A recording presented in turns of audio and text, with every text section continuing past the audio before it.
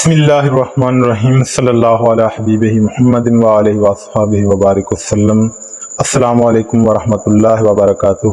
آپ YouTube channel دیکھ رہے ہیں اور میں علی احمد بھٹی ہوں۔ آج کے اس اہم ولاگ میں ہم بات کریں گے کہ آڈیو لیکس کرنے والا اصل مجرم کون ہے۔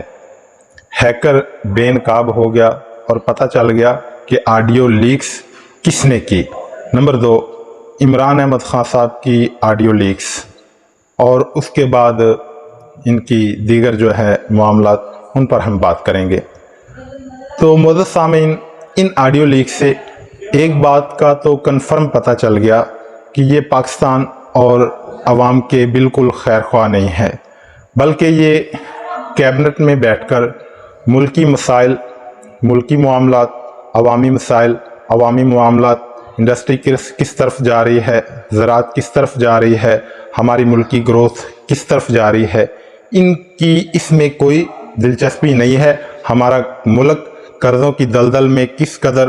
ڈوب چکا ہے اور ڈوب رہا ہے، ان میں ان کی کوئی دلچسپی نہیں، بلکہ دلچسپی ہے تو یہ ہے کہ داماد کا آدھا پاور پلانٹ انڈیا سے آ گیا ہے، باقی ماندہ آدھا کیسے لانا ہے۔ اور اس کے بعد دلچسپی ہے تو اس میں ہے کہ میری باجوہ صاحب سے 1 مہینہ سے بات چل رہی تھی اور وہ ڈیل فائنل ہو چکی ہے کہ میری نااہلی کو ختم کروانا ہے، میرا پاسپورٹ واپس دلوانا ہے اور ابو کی نااہلی کو ختم کروا کے واپس پاکستان لانا ہے۔ تو جی ہاں، اب یہ زیادہ تر جو بھی آڈیو لیکس ہوئی ہیں وہ مریم نواز کی ہوئی ہیں، اور اس میں زیادہ تر وہ ہدایات جاری کر رہی ہیں شہباز شریف صاحب کو اور اداروں کو، اور واٹس ایپ کے ذریعے، فون کالز کے ذریعے اداروں کو چلا رہی ہے۔ ان باتوں سے، ان معاملات سے، ان لیکس سے یہ بات 100% ثابت ہو چکی ہے کہ یہ اداروں کو چلا رہی ہے اور نواز شریف کے احکامات کے مطابق چلا رہی ہے کہ میری ابو سے بات ہو گئی ہے، انہوں نے اس چیز کی جو ہے نا مجھے دے دی ہے کہ آپ یہ کر لیں، اور انہوں نے اجازت جو ہے نا مجھے دے دی ہے۔ مشرف صاحب کو جو ہے نا فوج نے وطن واپس لانا ہے تو انہوں نے لانا ہی ہے، تو اس سے قبل کیوں نہ ہم جو ہے نا، میں نے ابو کو کہا کہ آپ اس پر ایک ٹویٹ کر دیں، تو یہ ہے کہ بعد میں جو ہے ہمیں شرمندگی کا سامنا کرنا پڑے، تو ابھی سے جو ہے اس پر ہم بھی جو اپنی ایک عزت بنا لیتے ہیں۔ تو یہ ہر قسم کے، پھر اس کے بعد جو الیکشن کمیشن کو احکامات دینے کے معاملات ہیں تو وہ بھی لندن سے آ رہے ہیں، اور مریم نواز صاحبہ اور رانا ثناء اللہ صاحب کہ کس طرح جو ہے عمران خان کے جو ہے اراکین اسمبلی ہیں انہیں فارغ کرنا ہے۔ تو یہ سب چیزیں ان آڈیو لیک سے ثابت ہو گئی ہے۔ اب آتے ہیں عمران خان صاحب کے آڈیو لیکس کے متعلق، کہ عمران خان صاحب کی جو آڈیو لیکس ہوئی کہ عمران خان صاحب اس میں اپنے جو پرنسپل سیکرٹری ہیں ان سے بات کر رہے ہیں کہ جو امریکہ سے سیفر آیا ہے، ہم نے اس پر امریکہ کا نام استعمال نہیں کرنا، اور ہم نے اس پر جو ہے نا اور طریقے سے کھیلنا ہے۔ تو اس میں غلط کیا ہے کہ وہ یہ بات تو انہوں نے کر دی کہ امریکہ سے سیفر آیا ہے، اور اس سے پہلے 2 بار جو ہے نا قومی سلامتی کی جو کمیٹی ہے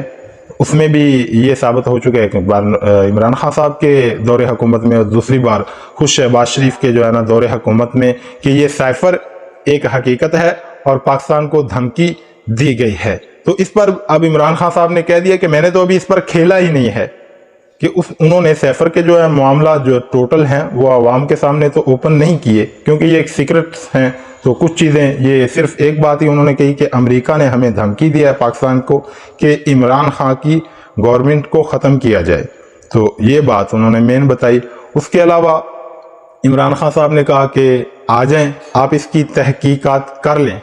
آپ اس کی تحقیقات کروا لیں،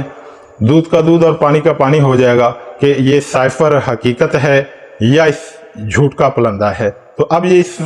طرف یقیناً اور قطعاً کبھی نہیں آئیں گے۔ حالانکہ عمران خان صاحب تو چند دن قبل جو ہے نا سپریم کورٹ میں یہ جو ہے نا چیف جسٹس صاحب سے جب انہوں نے کہا کہ آپ اسمبلی میں جا کر اپنا آئینی رول پلے کریں، آپ ملک کی سب سے بڑی جماعت کے جو ہے نا آپ کی جماعت ہے، تو آپ اسمبلی میں جا کر اپنا آئینی رول پلے کریں، تو اس پر عمران خان صاحب نے تو وہاں بھی یہ کہا کہ آپ سائفر کی تحقیقات کروائیں، میں اسمبلی میں جانے کے لیے تیار ہوں۔ اگر سائفر جھوٹا ہو یا یہ عمران خان صاحب کی خود ساختہ جو بنائی ہوئی گیم ہو تو پھر عمران خان صاحب کیوں کہے کہ پہلے سیفر کی تحقیقات کروائیں اور یا اس کی ہمیں ضمانت دیں، اس کی تحقیقات شروع کریں، تو پھر ہم اسمبلی میں جاتے ہیں۔ اب آتے ہیں اصل معاملے کی طرف کہ آڈیو لیکس کا بینیفیشری کون ہے اور آڈیو لیک کیسے ہوئی ہے۔ تو جی ہاں، آپ یہ بات جانتے ہی ہیں کہ شہباز شریف صاحب اور نواز شریف صاحب، ان کی اولادوں کے درمیان کافی عرصے سے ایک ٹکراؤ کی کیفیت چل رہی ہے۔ دونوں خاندانوں میں اندرونی طور پر ایک انتہائی کلیش چلتی ہے کہ مریم نواز چاہتی ہے کہ یہ جو پاکستان ایک ان کے لیے حلوے کی پلیٹ ہے، ان کے لیے وہ خاندانی سلطنت ہے جسے یہ یقیناً یہ سمجھتے ہیں، لیکن اب ہے نہیں، وہ الگ بات ہے، لیکن یہ سمجھتے ہیں کہ یہ سلطنت ہمارے لیے بنی ہے اور اس پر ہم نے حکمرانی کرنی ہے اور ہمارا حق حکمرانی ہے، تو یہ چاہتے ہیں کہ اس سلطنت پر حکمرانی میں کروں، مریم نواز۔ اور جبکہ شہباز شریف صاحب کی جو اولاد ہے، حمزہ شہباز صاحب کو انہوں نے آگے وہ لائے، وہ چاہتے ہیں کہ اس سلطنت کے جو ہے نا حکمران ہم بنیں، کیونکہ پنجاب ہی اصل صوبہ ہے جہاں سے ڈیلیور ہوتا ہے، تو یہ میرے والد صاحب نے ہی ہے ڈیلیور کیا ہے۔ تو جو اگر نون لیگ کی پہچان ہے پاکستان میں، یا جو نواز شریف کا جو ایک نام ہے، اس میں سب سے بڑی محنت میرے والد صاحب کی ہے۔ لیکن خیر یہ اب سب ماضی کی باتیں ہیں، انہوں نے جو پاکستان کے ساتھ کیا ہے، اب عوام کو جو ہے نا وہ جس طرح کہتے کہ اعظم من الشمس، سورج کی طرح جو ہے نا واضح ہو گیا ہے کہ انہوں نے پاکستان کے ساتھ کیا اچھا کیا ہے، کیا برا کیا ہے۔ اس پر ہر روز ڈبیٹ دیتے رہتے ہیں اور آپ کو ملتی رہتی ہے۔ اب یقیناً پاکستان کا کوئی بچہ بھی ہے نا، وہ اس سے نابلد نہیں ہے کہ انہوں نے پاکستان کے ساتھ کس طرح کھیلا ہے۔ تو آڈیو لیکس کا معاملہ کہ اس میں اب ایک پلان تھا۔ پلان کیا تھا کہ شہباز شریف صاحب کو گورنمنٹ میں لایا گیا، کیونکہ ایک تو شہباز شریف صاحب کی بڑی مجبوری تھی کہ اس دن شہباز شریف صاحب پر فرد جرم عائد ہونی تھی جس دن جو ہے نا یہ وزیر اعظم کا اس نے حلف اٹھایا ہے۔ اور اس کے علاوہ مریم نواز بھی جو ہے نا وہ عدالتوں سے بیل پر جو ہے نا باہر ہے۔ اس کے بعد نواز شریف صاحب ہے وہ جو بھاگے ہوئے ایک مفرور مجرم ہیں، سزا یافتہ ہیں، جو کہ وہ 4 ہفتوں کی ضمانت پر، شہباز شریف صاحب کی ضمانت پر پاکستان سے باہر گئے۔ اب یہ سب پھنسے ہوئے تھے، تو انہوں نے ایک طریقہ اختیار کیا اور اپنے آقاؤں سے مل کر، یقیناً وہاں لندن میں جا کے جو بھی بیٹھتا ہے، اس سے پہلے بھی ایک شخص لندن میں بیٹھ کر پاکستان کے خلاف کیا کیا سازشیں کرتا رہا، کہاں کہاں سے مدد لیتا رہا اور پاکستان کو کیا نقصان پہنچاتا رہا، یہ عوام جو ہے نا کہہ لیں کہ بچی نہیں، اب جو ہے نا بچے نہیں رہے، عوام یہ سب جانتی ہے کہ وہاں لندن میں بیٹھ کر کیا پلانگیں ہوتی ہے اور ہمارے کن کن دشمن ممالک سے اور پاکستان مخالف ممالک سے مدد حاصل کی جاتی ہے خود کو جو ہے نا پاکستان میں مضبوط کرنے کے لیے۔ تو یہ انہوں نے عالمی قوتوں کی مدد حاصل کی، وہ قوتیں جو پاکستان کو غلام بنا کر رکھنا چاہتے ہیں، ڈیلیں کی کہ ہم آپ کے بہتر غلام ثابت ہوں گے، آپ کے ہر حکم کی تعمیل کریں گے، کیونکہ عمران خان صاحب کے دور میں تو یہ اب ثابت ہو چکا ہے کہ انہوں نے اقوام عالم میں سے کسی کا دباؤ قبول نہیں کیا۔ ان کی ایک ہی بات تھی کہ پوری دنیا سے تعلق رکھیں گے، سپر پاور سے بھی تعلق رکھیں گے، لیکن برابری کی بنیاد پر تعلق رکھیں گے اور اصولوں پر تعلق رکھیں گے۔ تو یہ ایک بنا بنایا منصوبہ تھا کہ شہباز شریف صاحب کو گورنمنٹ میں لاتے ہیں۔ لو جی وہ شہباز شریف صاحب گورنمنٹ میں آ گئے، ان کو جو ہے نا سہولتیں بھی مل گئیں، انہوں نے NRO بھی لے لیا، نیب کو بھی ختم کر دیا، اور اس کے بعد اب شہباز شریف صاحب کو ناکام بھی کرنا تھا، کیونکہ اگر شہباز شریف صاحب کامیاب ہو جاتے تو وہ تو نواز شریف کی اور مریم نواز کی ناکامی ثابت ہو جاتی۔ تو پھر انہوں نے کیا کیا کہ ہر حکم، چونکہ اراکین اسمبلی جو ہیں نون لیگ کے، اب سارے وہ شہباز شریف صاحب کے پابند تو نہیں ہے نا، ان میں نواز شریف صاحب کے بھی جو ہے نا زیادہ تر تو نواز شریف صاحب کے بندے ہیں کہ جب چاہیں وہ شہباز شریف صاحب کی حکومت کو آج خود ہی ختم کر سکتے ہیں۔ ماضی میں کچھ منتھ پہلے ان کا یہ مائنڈ بنا بھی تھا کہ عمران خان صاحب ہم سے نہیں سنبھالا جا رہا، تو لہٰذا جو ہے نا ان کے جو ڈیمانڈ ہے وہ الیکشن کی، ان میں جاتے ہیں۔ لیکن جب ان کو نظر آیا کہ ہم تو الیکشن میں جاتے ہیں تب بھی مرتے ہیں، لیکن اگر حکومت کو مزید جو ہے نا آگے لے کر جاتے ہیں تو تب بھی مرتے ہیں۔ لیکن ابھی ان کے جو ہے نا کچھ کام تھے، مریم نواز کی جو ہے نا نااہلی ختم کروانی تھی، نواز شریف کی نااہلی ختم کروانی تھی، مریم نواز کا پاسپورٹ واپس لے کر لندن روانہ کرنا تھا اور نیب کے کیسز ختم کرنے تھے، اس لیے انہوں نے ڈیلے کیا کہ جیسے بھی ہو اب گورنمنٹ میں رہیں۔ تو انہوں نے مفتیٰ اسماعیل کے ذریعے جتنی بھی جو ہے نا مہنگائی ڈیولپ کی، پاکستان 6% گروتھ پر جو ہے نا پاکستان جا رہا تھا عمران خان صاحب کی گورنمنٹ میں، اور ملکی تاریخ کے 50 سالہ تاریخ کی جو ہے نا سب سے بہترین پاکستان میں معاملات معیشت کے چل رہے تھے۔ تو اب انہوں نے معیشت کا بھٹا بٹھایا اور سخت ترین شرائط پر جو ہے نا IMF کے ساتھ ڈیل کی، ہر چیز کو اتنا مہنگا کیا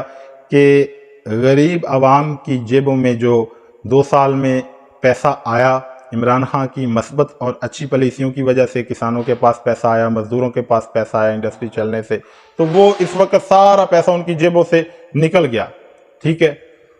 تو اتنی انہوں نے مہنگائی ڈیولپ کر دی۔ اب پلان 2 کیا تھا، یہ بھی میں یہ بات کم از کم 3 ماہ پہلے بھی کر چکا ہوں کہ ان کا نیکسٹ پلان یہ ہوگا کہ یہ ساری مہنگائی تو کی ہے شہباز شریف نے اور شہباز شریف کی کیبنٹ نے، کیونکہ ہم تو یہ کہتے رہے ہیں، وہ پھر وہ بیانات چلائیں گے کہ نواز شریف صاحب تو شروع سے جو ہے نا حکومت میں آتے ہی ان کو کہتے رہے کہ حکومت کو جو ختم کر دیں اور عمران خان صاحب کی مان لیں اور ملک میں الیکشن کروا دیں۔ لو جی، ہم تو حکومت میں بیٹھنے کے جو ہے نا وہ اس کے ساتھ رضامند ہی نہیں تھے کہ پاکستان میں حکومت کی جائے، ہم تو الیکشن کے لیے تیار تھے۔ تو لہٰذا ناکام ہوگا شہباز شریف، اور اس پر جو ہے نا ہم پھر ایک پلین فیلڈ لے کر ہم کھل کر کھیل سکیں گے کہ یہ جی ہم نے نہیں کیا، یہ جو کیا ہے ایک آدھے بندے پر ڈال دیں گے، شہباز شریف پر ڈال دیں گے، مفتیٰ اسماعیل پر ڈال دیں گے کہ یہ جو کچھ کیا ہے انہوں نے کیا ہے۔ یہ عمران خان کی پہلے عمران خان پر ڈالتے رہے، آتے ہی جو ہے نا کہ عمران، پھر ان کو جو ہے نا وہ قبول بھی کرنا پڑا کہ ظاہر ہے کہ جب آپ سالانہ بجٹ بناتے ہیں تو آپ کو بجٹ میں بتانا پڑتا ہے کہ پچھلے سال کے اعداد و شمار بتانے پڑتے ہیں کہ فلاں جو ہے شعبے میں کیا کارکردگی رہی، فلاں شعبے میں کیا کارکردگی رہی، تو ہر چیز کو جو ہے نا انہوں نے پھر بتایا۔ اور پھر اب آ کر یعنی کہ ان کی جو آڈیو لیکس میں ہر وہ چیزیں لیکس ہوئی ہے جن کا نقصان صرف اور صرف نواز شریف اور مریم نواز کو ہو، کیونکہ ان لیکس سے یہ ثابت ہوا کہ یہ جو کچھ بھی کر رہے ہیں یہ مریم نواز کر رہی ہے اور نواز شریف کر رہے ہیں، اور یہ سارے معاملات حکومت کے ان کے احکامات کے مطابق چل رہے ہیں۔ اب صحت کارڈ بند کرنے کی جو ہے نا بات ہوئی کہ جو ہے نا صحت کارڈ بند کر دیں انکل، اور اس پر جو ہے نا وہ یہ اپنایا جائے موقف کہ خزانے میں پیسے نہیں ہیں۔ تو یہ ایک ہی تو عمران خان کا بڑا کام تھا، تو وہ ظاہر ہے کہ عوام کا رد عمل آتا کہ ایک غریب کا وہاں علاج ہو رہا تھا، تو وہ رد عمل کس کے خلاف آنا تھا؟ شہباز شریف کے خلاف اور شہباز شریف کی کیبنٹ کے خلاف۔ تو ان تمام باتوں سے یہ ثابت ہوا کہ یہ ایک تو جو باقی ان کے معاملات تھے وہ تھے ہی تھے، لیکن دوسری طرف ساتھ ساتھ یہ شہباز شریف کو ناکام کرنے کی کوشش کر رہے تھے، اور شہباز شریف ناکام ثابت ہو گیا۔ اور اب آتے ہیں کہ پھر انہوں نے جو ہے نا وہ ڈار کو لانے کا پلان پہلے سے ہی تیار تھا کہ اگر ہم لانگ ٹرم جو ہے نا گورنمنٹ میں جاتے ہیں تو یہ ڈالر کو تاریخی بلندی پر لے کر جانا یہ ایک جان بوجھ کر اور ڈرامے بازی تھی کہ شہباز شریف سے اور مفتیٰ اسماعیل سے معاملات سنبھالے نہیں گئے، تو اس لیے جی اب نواز شریف صاحب میدان میں آ گئے ہیں، اب نواز شریف صاحب کے اصل بندے اور نواز شریف صاحب کی کیبنٹ میدان میں آ گئی ہیں۔ لو جی، اسحاق ڈار صاحب پاکستان تشریف لے آئے ہیں، ڈالر جو ہے نا 10-15 روپے نیچے آ گیا ہے۔ لو جی، اب ہم جو ہے نا انہوں نے جو مہنگائی کی ہے ہم عوام کو ریلیف دیں گے، اس سے یعنی کوئی 10-15 روپے ڈالر مزید سستا ہو جائے، کوئی 10-15 روپے 20 روپے جو ہے پیٹرول سستا ہو جائے، ڈیزل سستا ہو جائے، کوئی کچھ بجلی سستی ہو جائے۔ تو پیچھے یہ اس کی یہ آڈیو بھی لیک ہوئی کہ انکل پیٹرول مہنگا کر دیں، بجلی مہنگی کر دیں، ٹھیک ہے۔ تو یہ سب ایک پلان کے تحت اور ایک سازش کے تحت ہو رہا تھا کہ پھر ہم عوام پر، قوم پر یہ احسان جتلائیں گے کہ جب ہم آئے ہیں، جب ہم نے انٹری کی ہے، مینز نواز شریف کی کابینہ نے، نواز شریف کے اہم بندے نے، اسحاق ڈار صاحب نے انٹری کی ہے، تو ہم ہر چیز کو جو ہے نا نیچے لے آئے ہیں۔ अगर थोड़ी थोड़ी कोई चीज़ नीचे आ जाए तो वो एक चीज़ ये कह लें कि कोई हम पर एहसान तो नहीं है कि जो चीज़ हमें 140 रुपए की मिल रही थी उसे जब आप ले जाते हैं 260 तक और फिर उसमें 60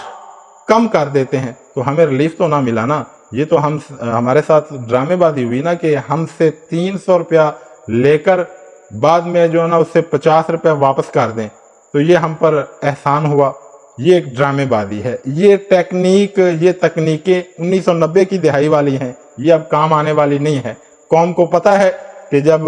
इमरान खान साहब गवर्नमेंट में थे तो उस वक्त पेट्रोल का रेट आलमी मंडी में जो है ना ऑयल का रेट फी बैरल 130 तक भी गया, लेकिन इमरान खान साहब 150 पर पेट्रोल देते रहे और 140 पर डीजल देते रहे। और इस वक्त आलमी मंडी में जो रेट है वो वो तकरीबन 78 और 80 के राउंड अबाउट है, लेकिन ये हमें 240-260 में जो है ना पेट्रोल और डीजल दे रहे हैं। तो ये अब वो 90 की दहाई वाली जो है ना मामला नहीं है कि अवाम आपकी बातों में आ जाएंगे। तो ये ऑडियो लीक्स ये जानबूझकर की गई। ये मेरा एक ज़ाती एनालिसिस है, ये मेरा एक ज़ाती तजिया है, क्योंकि इसमें सबसे ज़्यादा डैमेज हुआ है शहबाज शरीफ और शहबाज शरीफ का ख़ानदान, क्योंकि जो वो बात अच्छी तरह इसको समझेंगे कि जिनका सियासत से तल्लुक़ है, और चूँकि मेरा एक पस मंज़र है सियासी, तो मैं इन बातों को ख़ानदानी सियासी मामलात को अच्छी तरह जानता हूँ कि ये एक घर की लड़ाई है। एक घर के बंदे को डैमेज करने के लिए आलमी तो मामलात हैं ही ना, मुल्क को डैमेज, पाकिस्तान को डैमेज करने के जो वो अहकामात तो इन्होंने मनोआन तस्लीम किए ही, उन पर अमल किया भी, लेकिन साथ इन्होंने एक बंदे की सियासत और उसके ख़ानदान की और उसके घर की सियासत ख़त्म की। तो फिर उस बंदे ने बदला लेने की ठानी और वज़ीर आज़म ऑफिस से ही वो वीडियो लीक्स होती हैं। अभी तक कोई ऐसी लीक्स नहीं हुई जिसमें कोई कौमी अहम राज जो है ना अफशा हुआ हो। तो लीक्स वही हुई है जो मरियम नवाज और नवाज शरीफ के मुतल्लक है, जिसमें ये तमाम मामलात ये साबित हो गए कि शहबाज शरीफ सिर्फ एक डमी वज़ीर आज़म के तौर पर काम कर रहे हैं और गवर्नमेंट को, हुकूमत पाकिस्तान को असल जो चला रहे हैं वो मरियम नवाज चला रही है और नवाज शरीफ साहब लंदन में बैठकर चला रहे हैं। तो ये मेरा ज़ाती एनालिसिस है, ज़ाती तजिया है कि इसमें जब भी एक जो है शफाफ तहकीक होगी तो ये